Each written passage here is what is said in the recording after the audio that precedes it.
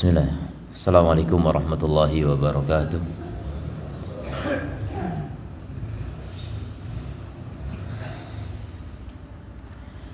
Innal hamdalillah nahmaduhu wa nasta'inuhu wa nastaghfiruh wa na'udzu billahi min syururi anfusina wa sayyiati a'malina. May yahdihillahu fala mudhillalah wa may yudlil fala hadiyalah. Asyhadu an la ilaha illallah wahdahu la syarikalah wa asyhadu anna Muhammadan abduhu wa rasuluh sallallahu alaihi wa ala alihi wa ashabihi wa sallama tasliman katsira. Amma ba'd. Saudaraku yang dimuliakan Allah, kita bersyukur pada Allah Subhanahu wa taala yang beri taufik kepada kita sekalian untuk mempelajari agamanya. Semoga kita menjadi orang-orang yang bertakwa. Kita akan lanjutkan kembali pembahasan kita dari kitab Taqwa karya Syekh Muhammad bin Shalih Al-Munajjid hafidhahullahu ta'ala. Terakhir kita membahas tentang wali-wali Allah, itulah mereka orang-orang yang bertakwa. Dan sekarang kita membahas tentang maratibut taqwa, tingkatan takwa. Takwa itu ada 3 tingkatan. Taqwa takunu ala salasati maratib. Al-martabatul ula, tingkatan yang pertama, yang paling rendah. At-tawaqi minal amalil mukhallad sahibahu finnari, bertakwa dari amalan yang mengekalkan pelakunya di dalam neraka. Bertakwa itu artinya membentengi diri gitu. Membentengi diri dari amalan, menghindari amalan yang bisa mengekalkan pelakunya ke dalam neraka. Jadi amal-amal yang bikin kekal saja yang dia hindari. Amalan yang enggak bikin kekal enggak dihindari. Ini tingkatan paling rendah. Apa itu yang dihindari? Asyirik dan kufur. Kesyirikan dan kekufuran akbar. Tambah satu lagi nifak ya, kemunafikan. Walaupun ya semuanya masuk kategori kekufuran ya. Tapi biar lebih jelas, syirik, kufur dan nifak, ini 3 dosa yang menyebabkan pelakunya kekal di dalam neraka. Dan masing-masing terbagi 2 memang, syirik akbar sama asghar, kufur asghar, nifak akbar, nifak asghar. Yang dimaksud di sini yang akbar. Ya, masing-masing yang akbar itulah yang menyebabkan kekal di dalam neraka. Syirik akbar banyak sekali. Ada syirik dalam cinta, syirik dalam takut, syirik dalam harapan, syirik dalam taat, syirik dalam niat, ya, syirik dalam doa, syirik dalam ibadah dan lain sebagainya. Tawakal. Jadi banyak sekali. Orang nggak bisa menghindari syirik akbar kalau dia tidak belajar. Rata-rata kaum muslimin masih banyak yang belum tahu syirik akbar, apalagi syirik asghar. Yang akbar saja nggak tahu. Syirik asghar paling taunya riya. Masih banyak syirik asghar itu banyak sekali, harus dipelajari. Terutama syirik akbar kalau ingin menjadi takwa yang paling rendah. Syirik akbar harus tahu semua untuk bisa menghindarinya. Kemudian kufur itu juga banyak, tapi secara garis besar terbagi 2, kufur yang kufur akbar ya. Kufur akbar terbagi 2, kufur asli sama kufur riddah. Kufur asli itu kufur yang dari lahir. Kufur riddah itu kufur yang udah pernah masuk Islam kemudian batal. Kufur asli itu banyak. Ada kufur syak, kufur karena ragu. Ada kufur inat, menentang, juhud ya, menolak. Kufur istikbar, kesombongan, iba. Kemudian kufur takdzib, mendustakan. Jadi banyak sekali. Kufur akbar juga banyak sekali. Kufur akbar yang asli. Kemudian kufur akbar yang riddah, murtad, itu terbagi 2 lagi. Ada yang murtad dengan sengaja, ada yang murtad tanpa disengaja. Nah ini yang tanpa disengaja ini yang sangat berbahaya. Murtad yang sengaja itu maksudnya pelakunya sadar dia keluar dari Islam gitu, ganti di KTP ataupun gak ganti, yang penting dia udah sadar keluar dari Islam, menjadi ateis kah atau menjadi agama lain. Itu kufur riddah sadar. Kemudian yang kedua dari riddah, kufur riddah nggak sadar. ini yang banyak sekali terjadi dalam kaum muslimin. Itu adalah orang yang melakukan pembatal Islam dan nggak merasa batal Islamnya, karena nggak tahu, karena kebodohan. Nah, itu dipelajari dalam pembatal-pembatal Islam, dan itu banyak. Ada 10 yang dikumpulkan oleh Syekh Muhammad bin Abdul Wahab, itu yang paling populer menurut beliau. Sejatinya ada yang populer lain tapi tidak dimasukkan oleh beliau. Dan kalau dimasukin semua selain yang populer itu ratusan. Ulama madhab Hanafiyah mengumpulkan ahkam riddah, hukum-hukum murtad itu sampai 300 sebab. Jadi banyak sekali penyebab kekufuran itu, dan itu rata-rata kaum muslimin nggak tahu. Nanti kalau kita ajarkan dibilangnya kita gampang mengkafirkan orang. Padahal ini ilmu, harus kita tahu biar kita tuh nggak gampang kafir. Kemudian juga jangan gampang mengkafirkan orang. Ini hanya ancaman gitu. Hati-hati kalau kamu melakukan begini kamu kafir. Bukan berarti kamu kafir, bukan. Ini ilmu, bukan vonis ya. Ini ilmu biar kita waspada, biar kita terhindar. Dan rata-rata kaum muslimin nggak ngerti ilmu ini. Ini serius. Ini perkara serius, perkara paling penting tapi tidak diperhatikan oleh kebanyakan kaum muslimin. Sebabnya apa? Saya juga nggak tahu, wallahu alam. Allah yang maha tahu. Tapi kalau saya perkirakan, karena ini perkara sensitif gitu, ya itu tadi. Kalau kita bahas ini dibilangnya suka mengkafirkan orang, padahal ini cuma ilmu gitu loh. Kita cuma ingin membentengi diri kita jangan sampai terjerumus. Tapi dikit-dikit orang bilangnya ini dikit-dikit kafir. Loh, padahal memang begitu.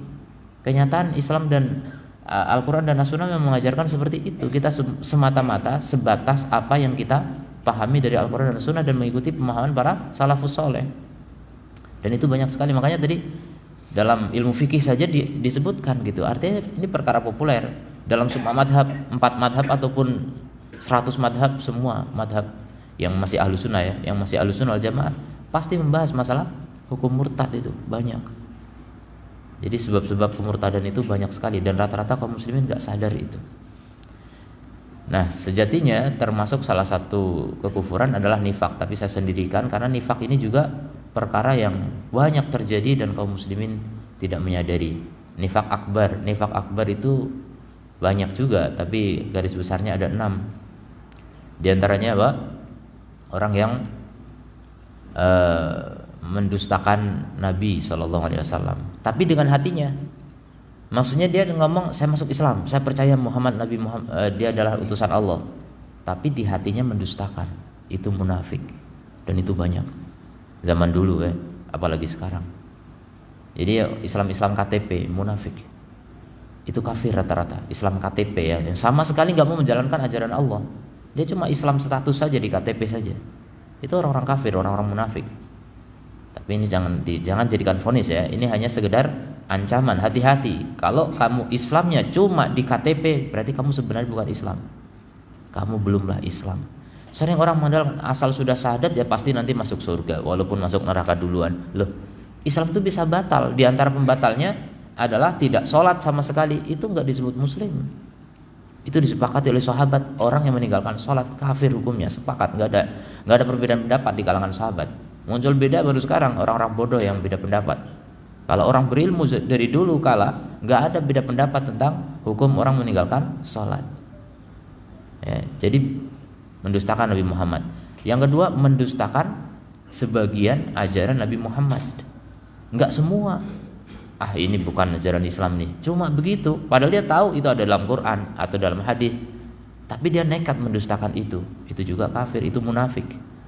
Ini lebih banyak lagi. Kalau yang pertama banyak, yang kedua lebih banyak.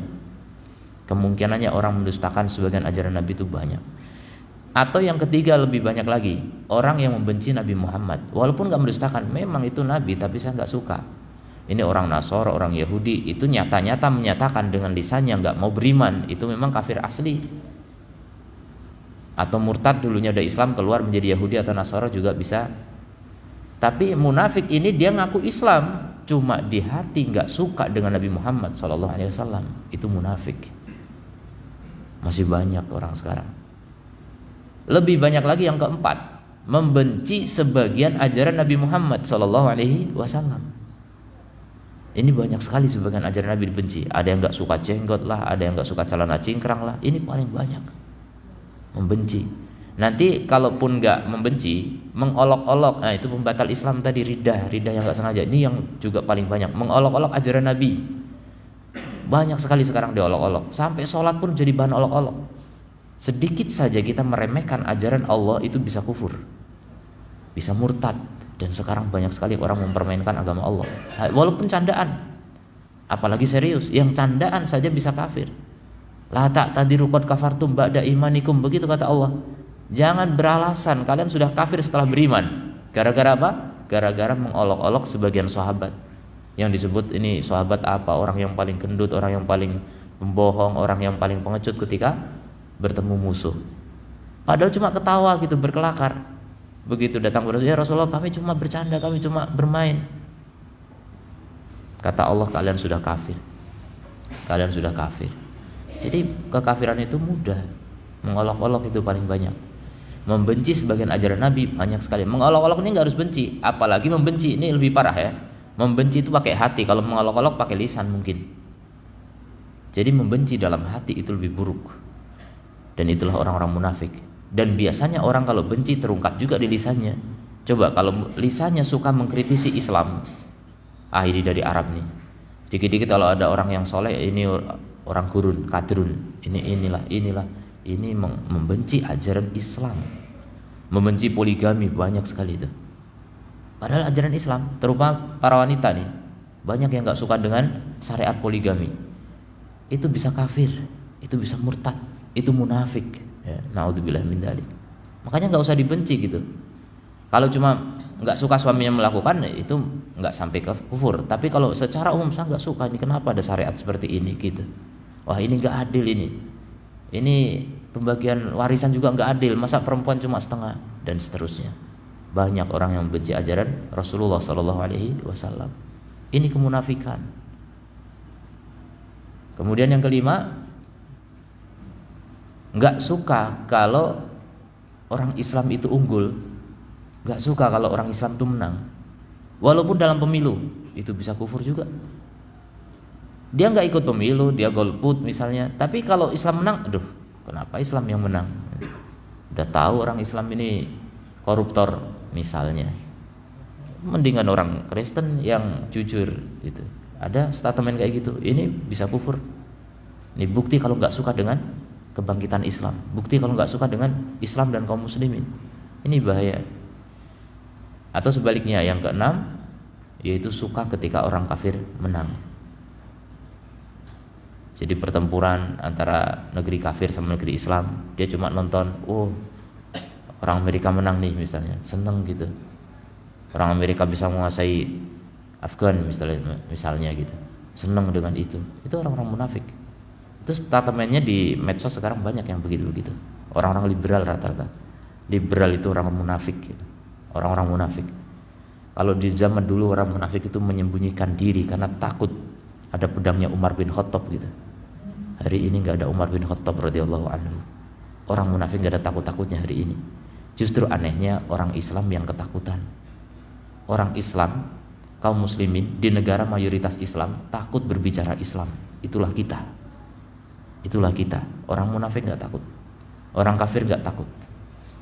Ya, itulah kenyataan ya, kelemahan kaum muslimin.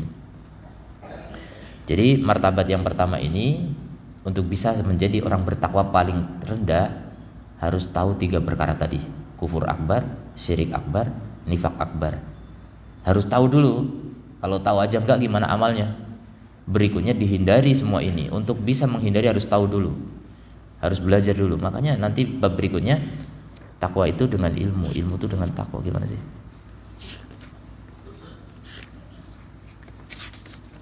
Al ilmu wa taqwa, ilmu dan takwa. Jadi nggak bisa dipisahkan tuh ilmu dengan takwa. Kalau bodoh pasti nggak bisa bertakwa. Kalau orang nggak ngaji pasti tidak bertakwa. Jangan dikira itu, wah hebat ini orang, solehnya luar biasa, padahal nggak pernah ngaji. Nggak. Mungkin dohirnya iya, tapi batinnya saya belum tahu. Itu kemunafikan itu di batin. Kekufuran, riddah banyak yang di batin itu. Sekedar ragu, ada kiamat enggak sih? Itu ragu begitu kafir. Dan itu urusan Allah ya, bukan kita yang memvonis. Itu antara dia dengan Allah, Allah Maha tahu. Dan kita sudah dikasih tahu sama Allah, orang yang ragu dengan kiamat, ragu dengan kebangkitan, kafir hukumnya. Dan itu dikisahkan di Quran di surat Al-Kahfi misalnya, ada orang yang ragu dengan kiamat. Ya. La taqumu sa'ah, enggak akan tegak kiamat. Wal iruditu ila rabbi la ajidanna khairan minha munqalaba. Tapi kalau aku dikembalikan lagi kepada Rabbku, pasti aku mendapatkan yang lebih bagus lagi daripada kebunku ini. Jadi enggak percaya dengan kiamat, tapi berarti ragu gitu. Ragu dengan kiamat, dan itu kafir. Banyak kekafiran karena keraguan itu banyak.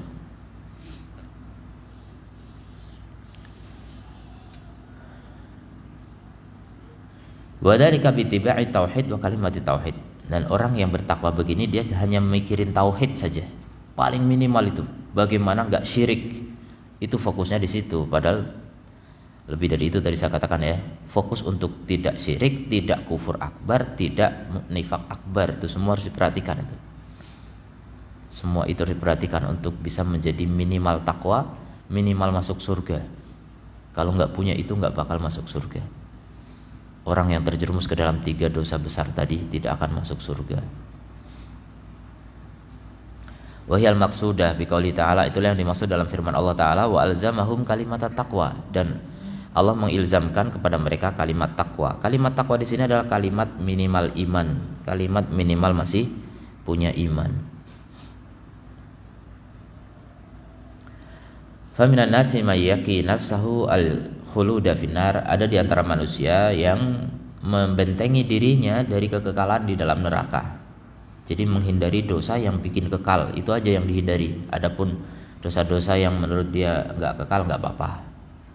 Ya, maksiat-maksiat, dosa-dosa besar masih dilakukan. Minum khamr lah, zina lah, mencuri lah, membunuh lah, masih dilakukan. Dalam pikiran dia enggak apa-apa, yang penting enggak kafir. Yang penting sudah syahadat. Nah, ada yang begitu. Jadi asal syahadat pasti masuk surga. Ini masih banyak orang berpikiran begitu. Padahal kalau nggak punya ilmu, saya katakan tadi, bisa jadi dia melakukan kemurtadan tanpa sadar. Contoh kemurtadan yang gampang juga, orang yang merubah hukum Allah tanpa sadar juga nih sering. Pemabuk misalnya, dibilang kamu mabuk, tobat, biarin. Maksudnya dia dalam hati dia, saya masih Islam. Walaupun mabuk saya masuk neraka nggak apa-apa, nanti kan dikeluarin juga karena saya masih Islam. Tapi ketika dinasihati terus akhirnya apa? Dia pun marah, dia bilang nggak apa-apa bagiku, minum ini halal, nggak apa-apa, biarin. Menganggap halal itu merubah hukum Allah dan itu kafir hukumnya. Jadi termasuk kekafiran, kemurtadan apa? Merubah hukum Allah, dan itu nggak disebutkan di dalam pembatal Islam yang 10. Merubah hukum Allah, termasuk meninggalkan sholat, enggak disebutkan di dalam pembatal yang 10. Jadi istihlal, ya, menganggap halal sesuatu yang haram atau menganggap haram sesuatu yang halal. Merubah hukum Allah, yang wajib menjadi tidak wajib, itu namanya merubah hukum Allah, dan itu kafir hukumnya. Makanya mungkin ada orang enggak mau berzina, tapi dia menganggap zina itu halal, kafir. Dia nggak berzina, cuma dia germonya gitu. Dia nggak bisa zina, impoten misalnya. Tapi dia menganggap itu halal, kafir.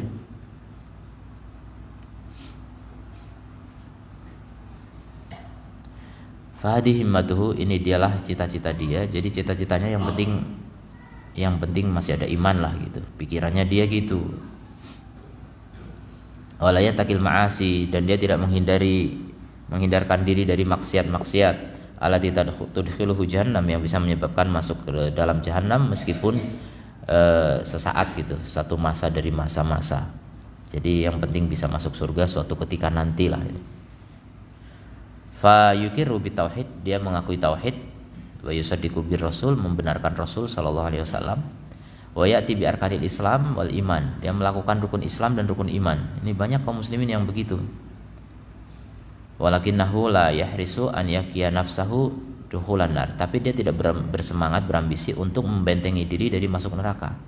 Jadi tidak apa-apalah, yang penting sesaat, yang penting sementara saja, yang penting masih bisa masuk surga. Tidak membentengi diri dari masuk surga secara total. Fayufarritu fi wajibat, sehingga dia meremehkan dalam kewajiban, ya sebagian sholat ditinggalkan.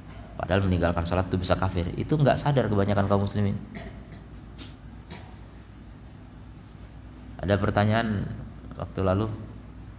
Ustadz, bagaimana hukumnya kalau ada keluarga yang mati kemudian dia nggak pernah sholat sama sekali, dan ini tahu karena keluarganya gitu kan? Boleh nggak keluarganya yang apakah keluarga yang lain yang mereka sholat kadang-kadang sholat gitu, yang keluarga yang lainnya yang kadang-kadang sholat itu mensolati dia itu bisa jadi syafaat enggak? Kadang-kadang sholat, makanya kita katakan apa? Yang kadang-kadang sholat saja belum tentu masuk surga gitu. Bagaimana bisa menolong gitu? Dalam Islam itu yang bisa menolong itu yang sholatnya nggak kosong, 5 waktu dilakukan full. Coba 5 waktu ini nggak boleh ditinggalkan sama sekali.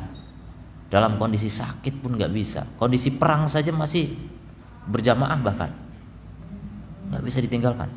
Selama masih ada ingatan, masih ada akal, nggak bisa ditinggalkan sama sekali. Dalam kondisi najis sekalipun, dalam kondisi nggak bisa berwudu sekalipun, nggak bisa tayamum juga, dalam kondisi di sel, di penjara, di situ kotoran semua, tetap sholat, nggak bisa ditinggalkan. Makanya di sebagian fatwa, gimana nih Pak Ustadz, saya nggak bisa wudu, nggak bisa tayamum, udahlah nanti dikodok aja kalau sembuh. Loh, siapa yang jamin kalau sembuh? Ini fatwa ngawur ini. Ada begitu, orang sakit dikiranya nggak apa-apa nggak sholat. Orang sakit tetap sholat, nggak ada istilah kodok nanti. Kodok itu cuma bagi siapa? Bagi orang yang ketiduran atau lupa, itu saja kodok. Selain itu nggak ada kodok. Kodok itu orang yang lupa, kok belum sholat tadi, lupa gitu kan. Nah itu kodok. Atau tiduran kelewat, namanya tidur kan nggak sadar. Kecuali kalau udah waktu mau masuk maghrib tidur, nah ini sengaja, itu nggak boleh itu.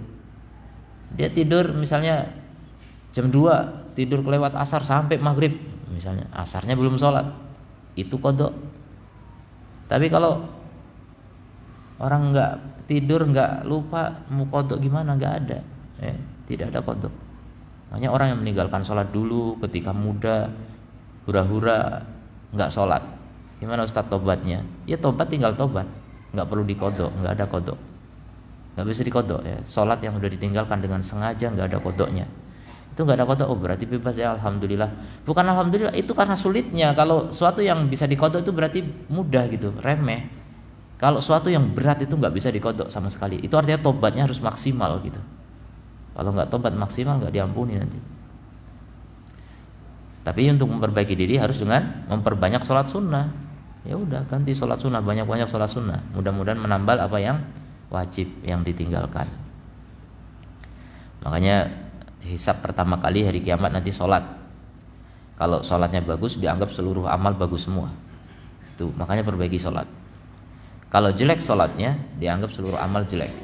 Dilihat wajibnya dulu. Kalau wajibnya bolong-bolong masih bisa ditambal dengan sunnahnya. Bolong-bolong di sini bukan berarti tidak melakukan ya. Bolong-bolong itu maksudnya dalam melakukannya itu kurang khusyuk, kurang wajib rukunnya mungkin kurang maksimal. Bukan berarti nggak sholat sama sekali. Itu yang disalahpahami oleh sebagian masyarakat. Bolong-bolong itu nggak maksimal dalam menjalankannya. Itu ditambal dengan yang sunnah-sunnah. Begitu.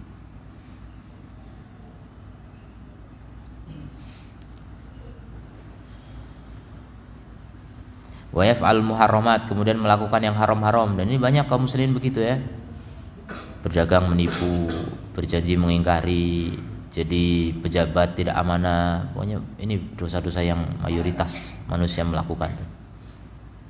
Sedikit orang amanah. Kalau Nabi saja bilang dulu, dan setelahnya, setelah masa terbaik itu 3 generasi, datang orang yang tidak bisa dipercaya.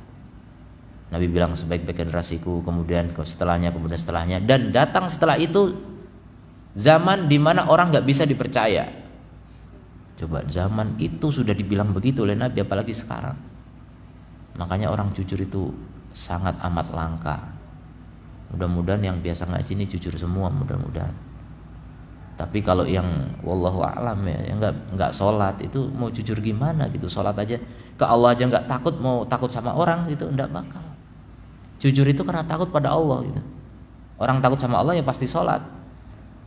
Makanya orang kalau sholatnya bagus, pasti yang lain bagus, pasti dia jujur, pasti dia amanah dan sebagainya. Makanya antum kalau cari karyawan lihat sholatnya gitu. Antum bos gitu nyari karyawan, Lihat sholatnya, kalau dia udah meremehkan sholat, hati-hati. Kelihatannya jujur tapi nggak tahu ada kesempatan beda lagi gitu. Ada pembantu rumah tangga, baik sekali. Begitu lengah bosnya, itu digondol semua perhiasan, pulang kampung. Dikiranya aman.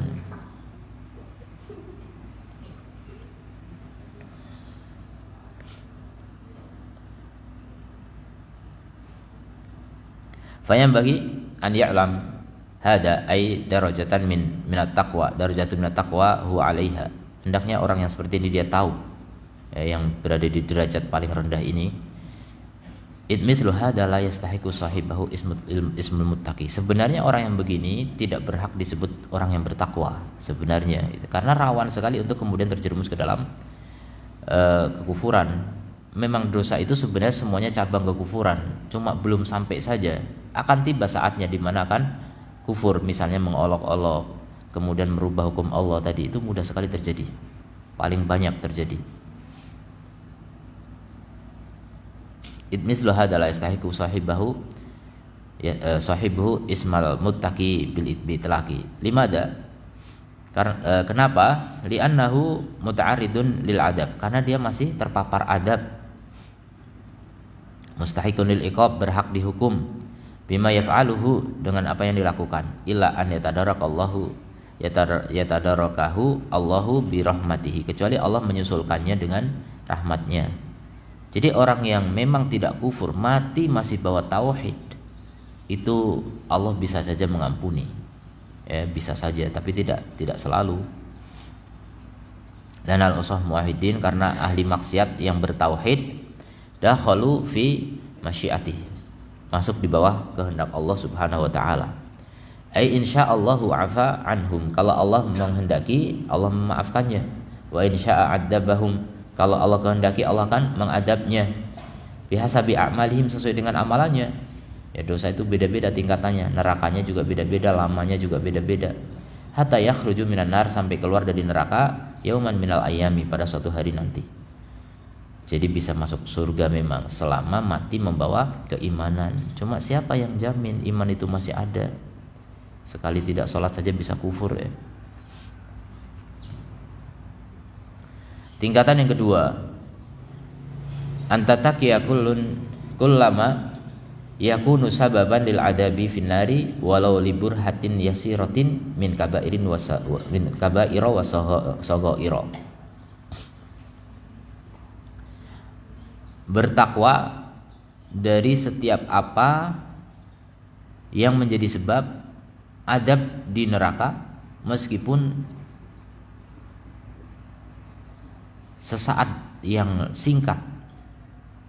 Meskipun sesaat yang singkat, jadi hanya sesaat masuk neraka, kita juga nggak tahu sesaat itu berapa. Pokoknya nggak mau masuk neraka sama sekali gitu. Ya, dia hindari semua dosa walaupun masuk neraka sesaat, nggak mau. Berarti apa? Menghindari kabair wa saghair, semua dosa besar dan semua dosa kecil dihindari.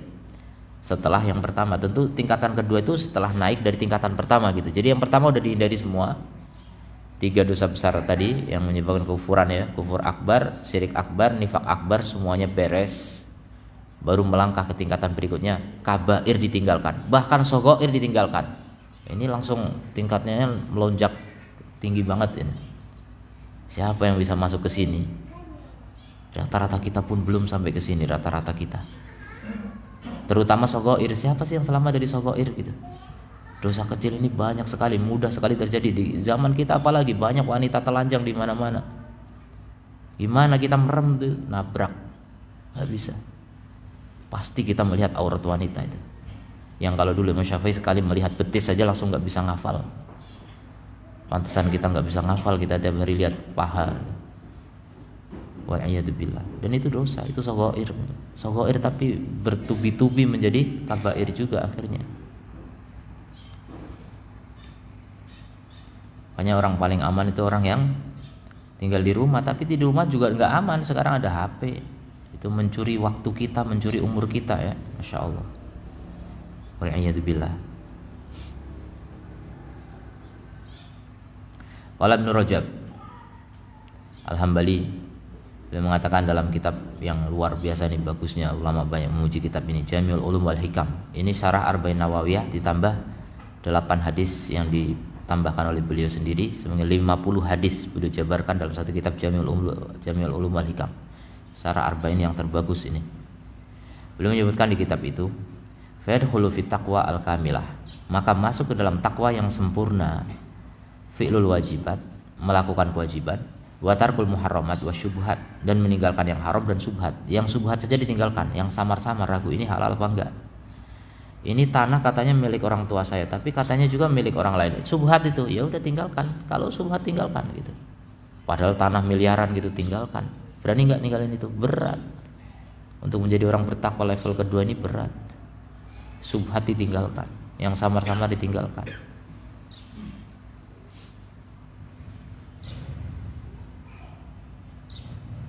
Wa rubbama dakhala fiha aidan fi'lul mandubat, dan masuk di dalamnya juga melakukan yang sunnah-sunnah dan meninggalkan yang makruh-makruh. Wa hiya a'la darajati taqwa, dan dia adalah derajat takwa yang paling tinggi. Udah disebut paling tinggi, padahal nanti ada derajat ketiga ya. Kalau ini aja paling tinggi, yang ketiga super tinggi nanti.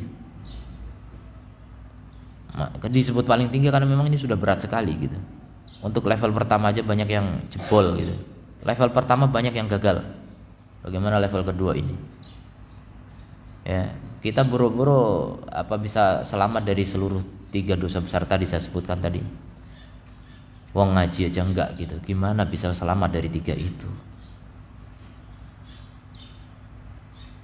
Banyak kaum muslimin yang rajin sholat sunnah, puasa sunnah, zikir sunnah, doa sunnah, macam-macam sunnah itu banyak, sedekah sunnah itu banyak bisa lakukan itu. Tapi tanpa sadar dia membatalkan Islam. Nah, maka ini yang sunnah-sunnah wajib-wajib semua batal semua. Capek kita ngumpulin, ibarat orang ngumpulin nyari ikan, kumpulin, tapi wadahnya bolong, lari lagi ikannya. Ngapain kita capek-capek begitu gitu?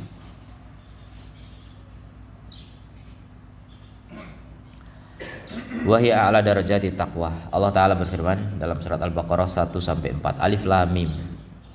Dalikal kitabul la raiba fihi. Itu adalah kitab yang tidak ada keraguan di dalamnya. Hudan lil muttaqin, petunjuk bagi orang-orang bertakwa. Siapa orang bertakwa? Alladzina yu'minuna bil ghaib, yaitu yang beriman pada perkara gaib. Berarti takwa itu mencakup iman. Jadi takwa ini lebih luas daripada iman kalau seperti itu. Iman masuk kategori takwa. Alladzina yu'minuna bil ghaib, yang beriman pada perkara gaib, wa yuqimunas salat. Lihat, iman atau tauhid, kemudian salat. Wa mimma razaqnahum yunfikun, dan dari apa yang kami rizkikan mereka berinfak. Ini mencakup zakat, sedekah, terutama yang wajib tuh zakat.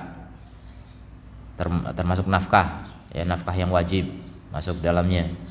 Kemudian waladina yu'minuna bima unzila ilaika, dan orang yang beriman terhadap apa yang diturunkan kepadamu. Yang diturunkan kepada Nabi Muhammad apa? Ya Al-Qur'an, termasuk As-Sunnah juga. Beriman pada semua yang dibawa Nabi Muhammad sallallahu alaihi wasallam. Wa ma unzila min qablika, bahkan beriman pada yang diturunkan kepada sebelum kamu, kitab-kitab sebelumnya. Wa bil akhirati hum yuqinun, dan terhadap akhirat mereka sangat yakin. Orang yang super yakin itu pasti akan menjauhi segala dosa besar maupun kecil. Ini maksudnya, ini tingkat takwa paling tinggi. Kelihatannya ayatnya sederhana begitu, gampang. Ini enggak segampang yang kita bayangkan. Ini orang yang yakin, imannya kuat, itu pasti menjauhi segala dosa besar maupun kecil, tidak pernah meremehkan dosa-dosa sekecil apapun. Itulah takwa. Nanti ada pembahasan, makanya adamu istisghari dzunub, tidak meremehkan dosa sekecil apapun. Ini tingkatan kedua nih. Faminan nasi may yattaqi al-kufra wal kaba'ira wa kaba'ira dzunub. Di antara manusia ada yang menghindar diri dari kekufuran dan dosa-dosa besar. Wa ya'malu ta'at, dia melakukan ketaatan-ketaatan. Wa yaf'alul wajibat, melakukan kewajiban-kewajiban. Lakin akan tetapi la yamtani' minas saghair, dia tidak mencegah diri dari dosa-dosa kecil. Nah, ini belum sampai level kedua. Jadi rata-rata kita ini belum sampai level kedua nih, rata-rata kita ya. Dosa-dosa kecil masih gampang sekali terjadi.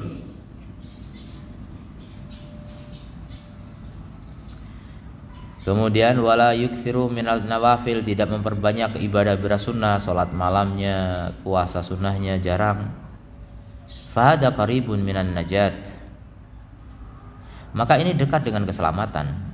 Ya, walaupun dia nggak melakukan yang sunnah, walaupun nggak menghindarkan yang makruh atau sogoir, itu masih dekat dengan keselamatan dibanding yang pertama tadi ya.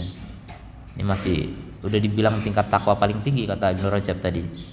Allah Ta'ala berfirman, in tajtanibu kaba'ira ma tunhauna anhu, kalau kalian menjauhi dosa-dosa besar yang dilarang, nukaffir ankum sayyi'atikum, kami hapuskan dari kalian kesalahan-kesalahan kalian. Nah, kesalahan di sini berarti dosa kecil. Dosa kecil akan Allah hapuskan kalau memang apa? Kita sukses menghindari dosa besar semua. Masalahnya dosa besar itu apa?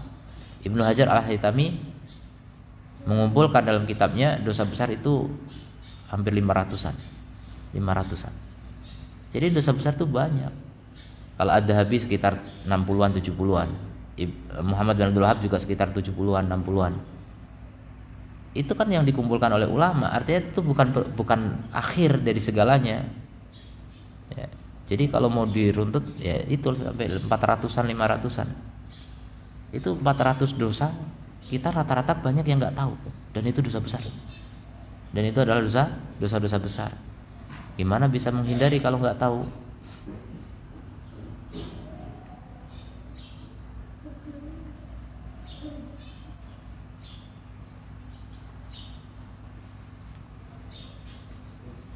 Jadi untuk bisa dihapuskan dosa-dosa kita selama kita ini apa? Syaratnya apa? Menghindari dosa besar. Dosa besar semuanya dihindari. Dosa besar nggak cuma 7. Kata Ad-Dhahabi 70 lebih dekat. Iya, itu ijtihad beliau. Kata Ibnu Hajar Al-Haytami lebih dari itu gitu, banyak, ratusan. Dari Abu Hurairah radhiyallahu anhu anna Rasulullah sallallahu alaihi wasallam qala kana yaqul as-salawatul khamsu wal jumu'ah ilal jumu'ah wa ramadan ila ramadan mukaffiratun ma bainahunna. Salat 5 waktu, Jumat pada Jumat, jadi ibadah Jumat itu mendengarkan khutbah sambil salat Jumat. Itu menghapuskan antara dua itu. Ramadan ila Ramadan itu menghapuskan selama setahun. Dari Ramadan tahun lalu sampai Ramadan sekarang terhapus itu oleh 2 Ramadan itu. Tapi syaratnya apa? Idatuni batil kabair atau iztanabal kabair. Kalau dia menjauhi dosa besar. Jadi kalau ada dosa besar enggak efektif ini. Salat enggak bisa menggugurkan dosa kecil. Jadi ibadah-ibadah itu semuanya rata-rata menghapus dosa kecil, bukan dosa besar. Yang bisa menghapus dosa besar hanya apa? Taubat. Jadi kalau tidak taubat nggak akan pernah bisa dihapus dosa-dosa kecil. Salat kita nggak efektif kalau belum taubat dari dosa besar. Apa di antara dosa besar? Korupsi. Korupsi dosa besar. Siapa yang selamat dari korupsi? Rata-rata orang yang duduk di jabatan-jabatan tertentu nggak aman dari yang namanya korupsi, nggak aman dari yang namanya suap, nggak aman dari macam-macam lah kejahatan. Naudzubillah min dzalik. Itu sholatnya bisa jadi nggak bermanfaat untuk menghapuskan dosa kecil. Jadi sholatnya hanya menggugurkan kewajibannya saja. Untuk menghapuskan dosa kecil nggak bisa, nggak efektif karena masih ada dosa besar yang belum bertobat.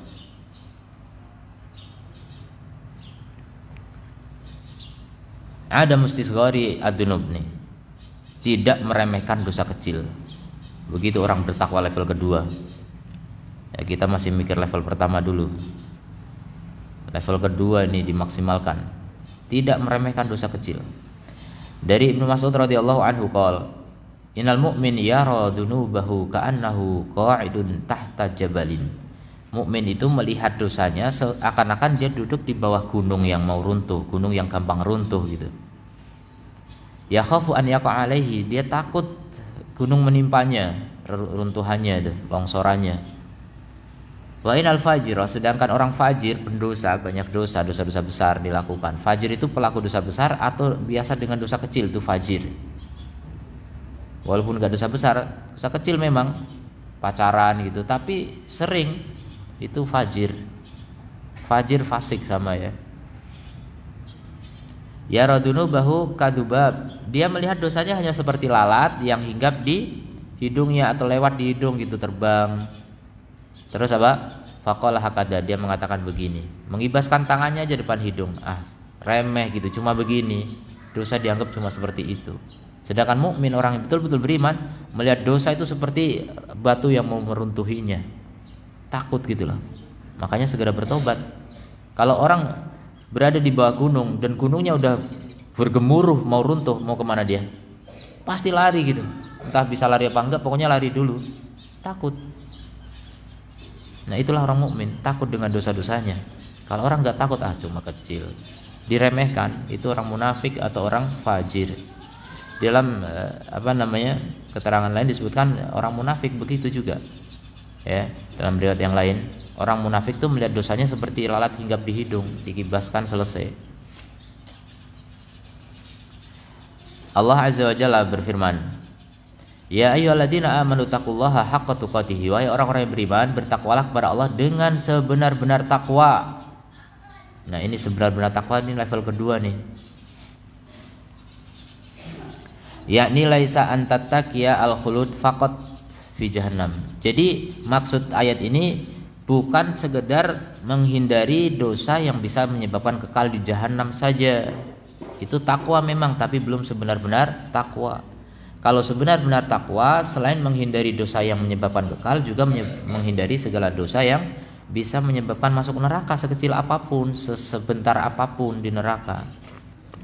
Itu namanya sebenar-benar takwa. Sering kita dengar ayat ini, tapi prakteknya wallahu a'lam. Au tattaqi kaba'ir faqat, bukan menghindari dosa besar saja bahkan.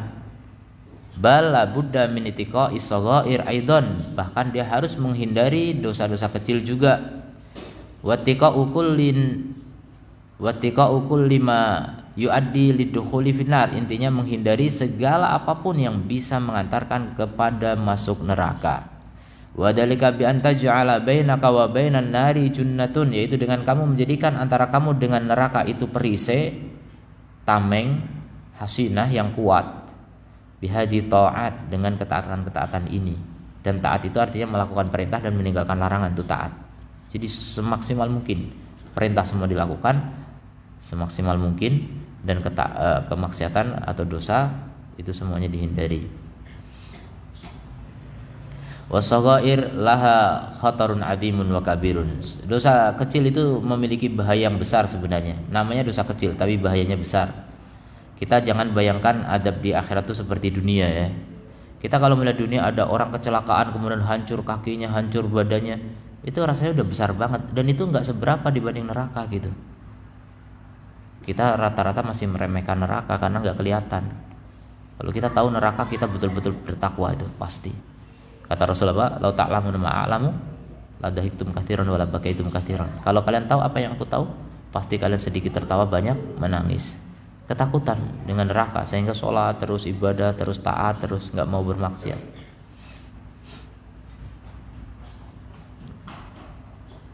Waqad hadzara minha sayyidul mursalin, pemimpin para rasul sudah mentahdzir dari dosa-dosa kecil.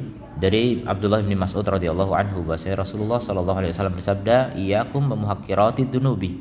Hati-hati kalian dari dosa-dosa yang diremehkan, dosa-dosa kecil. Fa innahunna yajtami'na 'ala ar-rajuli, karena mereka kalau berkumpul pada seseorang hatta yuhliknahu, sampai akan membinasakannya. Jadi walaupun kecil bisa membinasakan, itulah dosa. Wa inna Rasulullah sallallahu alaihi wasallam daraba lahunna mathalan, dan Rasul membuat untuk mereka dosa-dosa kecil itu permisalan seperti suatu kaum yang tiba di suatu tempat tanah lapang. Wa hadara sani'ul qaum, kemudian menghadirkan orang yang banyak tingkah di suatu kaum. Faja'al rajul yantaliku, kemudian orang itu berangkat, fayaji'u bil ud, datang untuk membawa kayu bakar. Kemudian orang satu lagi membawa satu kayu bakar, satu lagi, sampai terkumpul kayu bakar. Hatta jam'u sawa, dan sampai terkumpul banyak sekali kayu bakar. Fa'ajjaju naron, kemudian mereka menyalakan api. Wa andaju ma qadhafu fiha, maka api tersebut bisa mematangkan apa yang dilemparkan ke situ. Masak gitu, kalau orang dimasukin masak deh, matang. Itu gambaran dosa kecil. Nabi menggambarkan gitu, seperti tumpukan kayu bakar sedikit-sedikit tapi bisa membakar manusia. Ada penyair mengatakan, la tahkiranna minad dunubi saghiratan inna saghira ghadan ya'udu kabira. Jangan kamu remehkan dosa-dosa walaupun kecil, sungguhnya yang kecil besok akan kembali menjadi besar. Inna shaghira walau taqaddama ahduhu indal ilahi musattaran tastira. Sungguhnya dosa kecil seandainya dipersembahkan pada waktunya ketika di sisi ilah, al-ilah yaitu Allah, musattaran tastira, dia bisa menguasainya. Fasjur hawaka anil batalati la takun so'bal qiyadi wa syammiran tashmira. Hindarkan hawa nafsumu dari kelengahan atau kelalaian, kelemahan, dan janganlah menjadi sulit untuk mengendalikannya, dan bersemangatlah dengan semangat yang tinggi. Innal muhibba idza ahabba ilahahu taral fuadu wa ulhimat tafkira. Sungguhnya orang yang mencintai, apabila mencintai sesembahannya, maka hatinya akan terbang dan akan diilhami tafkir, berpikir, dia akan selalu berpikir. Was'al hidayatakal ilaha biniyatin fakafa birabbika hadiyan wa nasira. Maka mintalah hidayah kamu kepada ilah dengan niat yang benar. Fakafa birabbika, maka cukuplah Rabb kamu sebagai pemberi petunjuk dan pemberi penolong. Memberi petunjuk dalam menghadapi syubhat dan sebagai penolong dalam menghadapi syahwat. Itulah bahaya terbesar yang mengancam ketakwaan kita. Takwa ini terancam oleh syubhat dan syahwat.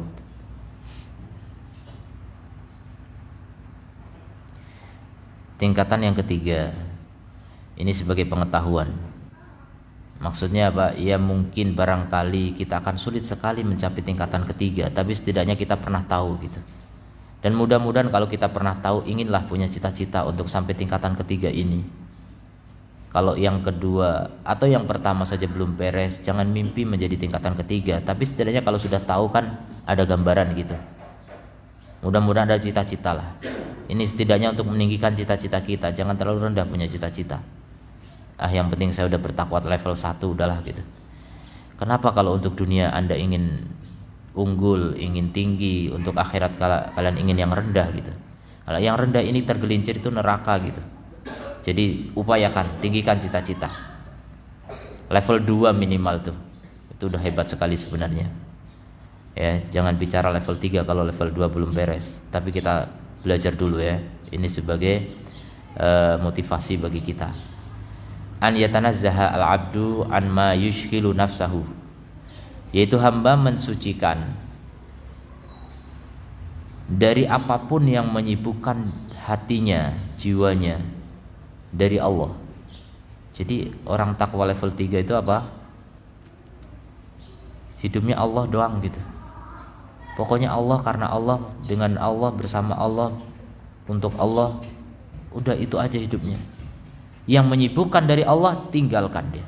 Dia suci dari hal yang menyibukkan dia dari Allah. Jadi selalu dzikir, selalu syukur, selalu beribadah,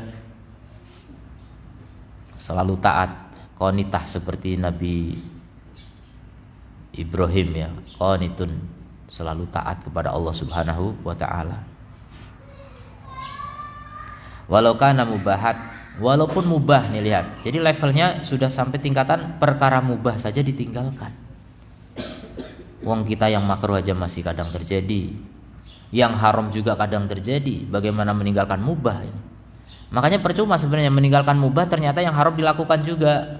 Fokus dengan yang haram dulu. Ya, jadi urutannya itu jelas itu. Menghindari dosa itu dari yang level pertama tadi. Jangan berbicara level 3 kalau pertama masih diabaikan, itu nggak ada gunanya. Ya. Orang rajin sedekah tapi disuruh rajin ghibah, ini sia-sia nanti sedekahnya. Walaupun juga jangan ditinggalkan sedekahnya, tapi tinggalkan hibahnya maksudnya. Meninggalkan yang haram lebih penting, fokus dengan yang haram dulu. Adapun sedekah kan sunnah gitu. Yang haram dulu maksimalkan. Jangan hanya memperbanyak ibadah tapi kemudian yang haram masih dilakukan. Makanya ada seorang wanita dikenal sebagai shawwamah, qawwamah, ahli siam, ahli ibadah, ahli salat ibadah ya. Ahli sedekah. Terkenal di Madinah, populer itu seorang wanita. Kemudian terkenalnya juga karena apa? Suka menyakiti tetangga dengan kata-kata mungkin. Sampai cerita itu disampaikan kepada Rasulullah SAW. Bagaimana ya Rasul, ada wanita begitu? Kata Rasul, hiya finnar, Rasul nggak bilang nanti akan ditimbang dosanya sama, enggak, langsung hiya finnar. Itu bahayanya apa? Haram, keharaman itu bahaya. Kebaikan-kebaikan itu bisa terabaikan, ya, bisa terabaikan. Menyakiti tetangga saja itu seperti itu gitu. Gimana menyakiti rakyat gitu.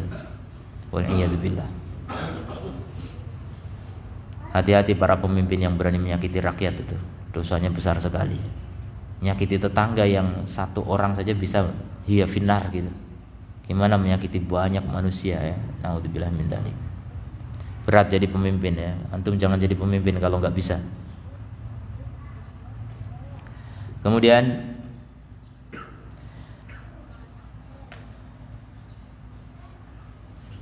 jadi dia menghindari mubahat, perkara-perkara mubah, tuzhiluhu anis sair lillah, yang bisa menyibukkan perjalanannya menuju Allah.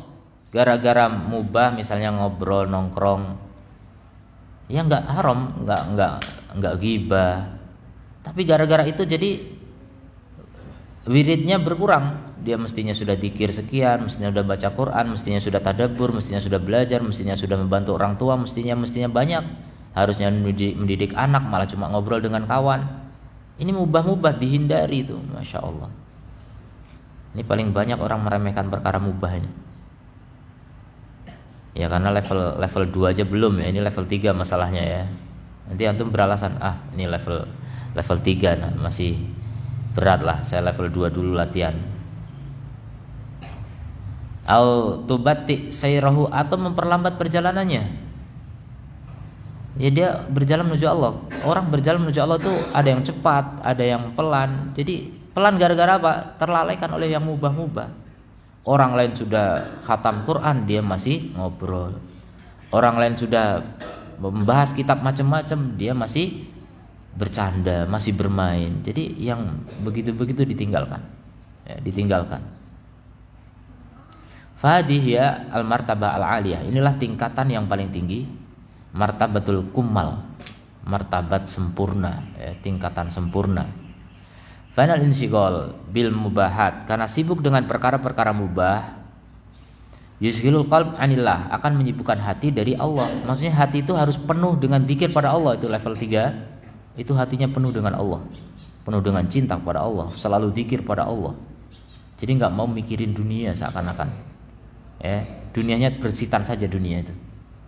Ya nyari nafkah, tapi ya sekedarnya saja. Yang penting Allah menjadi fokus perhatiannya. Final istiqal bil mubahat yuzhilul qalb anillah, karena sibuk dengan mubah itu menyibukkan hati dari Allah. Wa rubbama yuaddi ilal qaswah, bahkan bisa mengantarkan kepada kerasnya hati. Nah ini racun hati ya. Racun hati disebutkan oleh para ulama, diantaranya apa? Fudulul kalam, banyak ngobrol, banyak omong, itu mengeraskan hati. Walaupun ini nggak dosa omongannya ya, apalagi kalau omongan dosa pasti langsung keras. Kemudian fudulu to'am, banyak makan tuh. Makan itu mubah, tapi kalau banyak itu bisa menyebabkan perjalanan menuju Allah menjadi terlambat. Gara-gara kekenyangan akhirnya salat tahajudnya nggak banyak karena ngantuk. Kalaupun nggak ngantuk nggak khusyuk gitu, gara-gara makan tuh.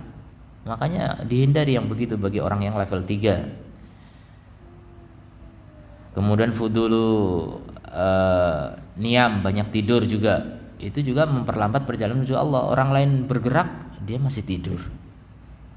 Kemudian fudulu apalagi mukhalatoh, banyak bercampur, banyak bergaul dengan orang. Ini mengurangi kecepatannya dalam berjalan menuju Allah Subhanahu wa taala. Kemudian yang kelima fudulun nador, banyak melihat. Walaupun nggak haram ya, melihat dunia pemandangan gitu kan halal, atau melihat HP yang halal-halal banyak. Tapi itu mengurangi kecepatannya menuju Allah, itu mengeraskan hati. Tuh lihat orang bertakwa level 3 ini berat sekali. Wabitali berikutnya yuadi ilal wuku fil makruhat. Kalau hati keras akhirnya apa? Mengantarkan kepada terjerumus ke dalam perkara yang makruh. Akhirnya berani melakukan yang makruh. Padahal makruh itu yang nggak dosa loh. Makruh itu nggak dosa, tapi ya itulah urutannya begitu, dari meremehkan yang mubah akhirnya makruh. Wa makruhat tuadi ilal wuku fil muharramat, dan makruh itu akan mengantarkan terjerumus ke dalam apa? Keharaman. Begitu langkah-langkah setan ya. Makanya setan menggoda manusia itu dengan 6 langkah. Langkah pertama kufur tadi, yang level pertama tadi. Kufur dengan segala jenisnya. Kalau nggak bisa bid'ah. Kalau nggak bisa juga kabair, dosa besar. Kalau nggak bisa juga sogoir. Kalau masih kenceng orangnya luar biasa, takwa level 3 nih, sogoir aja udah nggak bisa. Maka apa? Akan disibukkan akan dibuat melakukan yang makruhat. Itu level 5 deh. Tingkat 5. Makruhat atau subuhat. Udah mulai berani yang subuhat, subuhat berani masuk 4 ya. Meninggalkan yang sogoir dan subuhat. Kemudian makruhat. Akhirnya yang ke-6 sibuk dengan mubahat. Lihat, mubah tapi nggak menghasilkan pahala, itu juga godaan setan. Bahkan ada level lebih tinggi dari itu. Godaan setan yang paling berat adalah disibukkan dengan suatu yang sunnah sehingga mengabaikan yang lebih sunnah. Jadi yang namanya sunnah itu bertingkat-tingkat. Kalau kita sibuk dengan suatu ibadah sehingga menyebabkan kita teralihkan dari ibadah yang lebih bagus padahal kita bisa, itu bagian dari godaan setan. Misal ada orang dibuat rajin dzikir sehingga dia nggak belajar menuntut ilmu itu lebih bagus daripada dzikir. Ini bisa jadi dari setan. Itu orang-orang sufi ya banyak begitu. Orang tasawuf nggak mau menuntut ilmu, menganggap mereka dzikir lebih bagus daripada menuntut ilmu. Itu bagian dari jerat setan, talbis iblis itu. Itu bahaya seperti itu ya. Makanya orang itu harus tahu skala prioritas dalam amal biar tidak terjerumus ke dalam godaan setan. Nah, nanti dari level yang paling akhir tadi 7 atau 6 tadi itu merembet lama-lama menjadi level 1 itu. Semua dosa begitu. Diajak kepada kekufuran akhirnya.